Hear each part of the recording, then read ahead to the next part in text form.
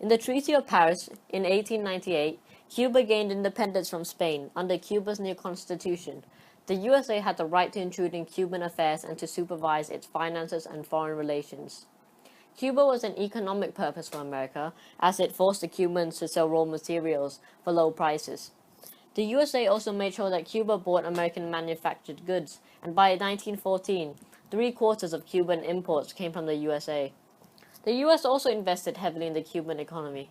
For example, the railway industry was run by the US. The telephone system and the tobacco plantations were controlled by the US.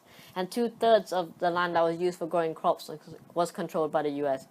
The US also took control of Guantanamo Bay and made it an important base for the US Navy. In the 1950s, discontent was spreading around the independent Cuba due to heavy influence Americans have over Cuban politics. No Cuban government would be elected unless they were willing to implement policies favorable to the USA. Cuban government would receive payments from American businessmen for the cooperation. The amount of rich Americans traveling to Cuba on holiday increased.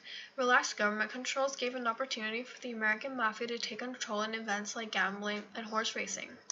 Batista's unpopular presidential regime came to an end when he was overthrown by the beloved Fidel Castro, who promised to end American corruption within Cuba and restore its power. Unlike Batista, Castro nationalized Cuba's key industry, the telephone industry, making it cheaper for Cubans to access. In terms of land, under Batista's regime, foreigners or foreign companies owned Cuba's best farming land. In terms of Castro's Cuba, Castro redistributed the land among the peasants, and rent cost 50% less for low-wage earners. In terms of equality, Batista developed the segregation rule in Cuba, meaning separating the blacks and whites following the Americans, while in Castro's Cuba, he desegregated these facilities for black and white people to use together. Under Batista's Cuba, more than 20% of Cubans and more than 50% of people living in rural areas were illiterate. 60% of children didn't attend school. Now with Castro's Cuba. So Castro asked students to teach people to read and write in the countryside. He also made education free and available to all.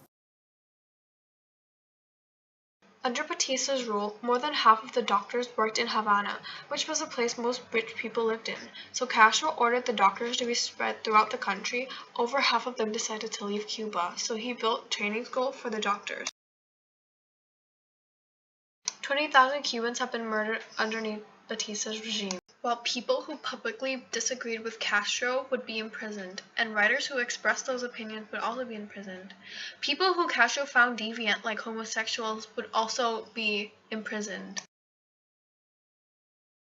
Politics in Castro's Cuba consisted of the fact that even though 90% of the population supported Castro, he did not hold free elections as promised.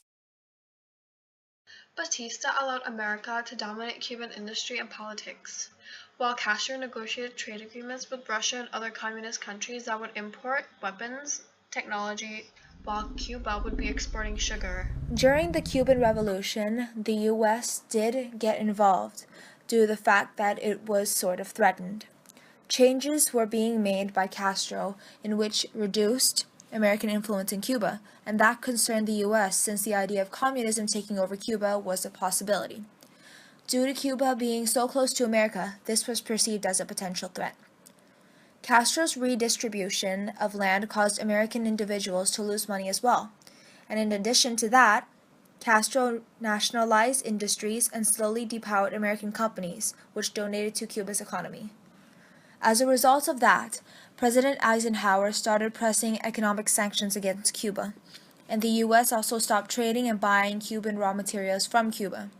This was supposed to undertake the Castro regime or change the economic policies.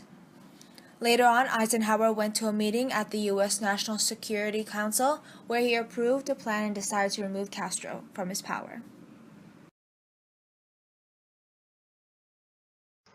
The CIA set up camps in Guatemala and started training a small army for an assault landing and guerrilla warfare. Jose Miro Cardona was lined up to become the new president if the plan succeeded. 2 airstrikes were to attack Cuban air bases to protect the troops.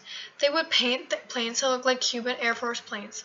1,104 troops with a large amount of Cuban exiles living in the USA would land at night in the area known as the Bay of the Pigs. While this was going on, the paratroopers would be dropped to disturb transportation and occupy Cuban forces, and a smaller force would be landed on the coast of Cuba to cause confusion in the second attack. 1,400 troops would march on Havana with Cuban exiles to gain support from Cuban population before overthrowing Castro. This plan was a failure because Cuba knew the attacks were coming from common knowledge among Cuban exiles in Miami, despite government efforts to keep the invasion plans a secret. Through Cuban intelligence, Castro learned that the guerrilla training camps in Guatemala therefore prepared for the attack. Another reason for its failure was, while America sent the Air Force to attack, the airstrikes missed many of their targets. As news spread of the attack, photos repainted American planes became public and revealed American support for the invasion.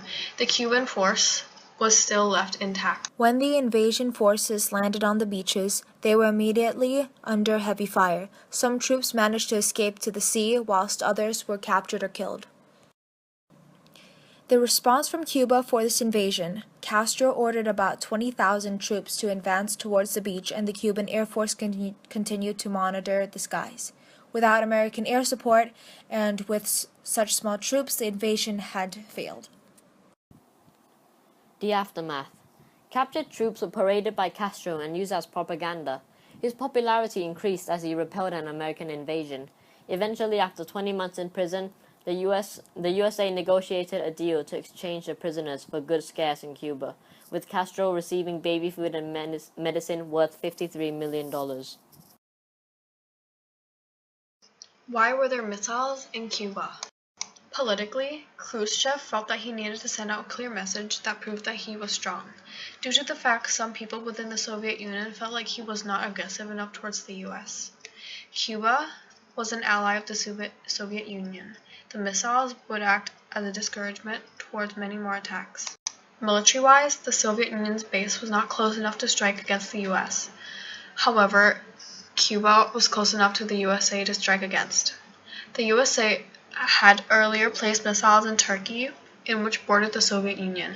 If the Soviet Union were to place missiles in Cuba, that would give the US less of an advantage. The first would be on the 22nd of October 1962.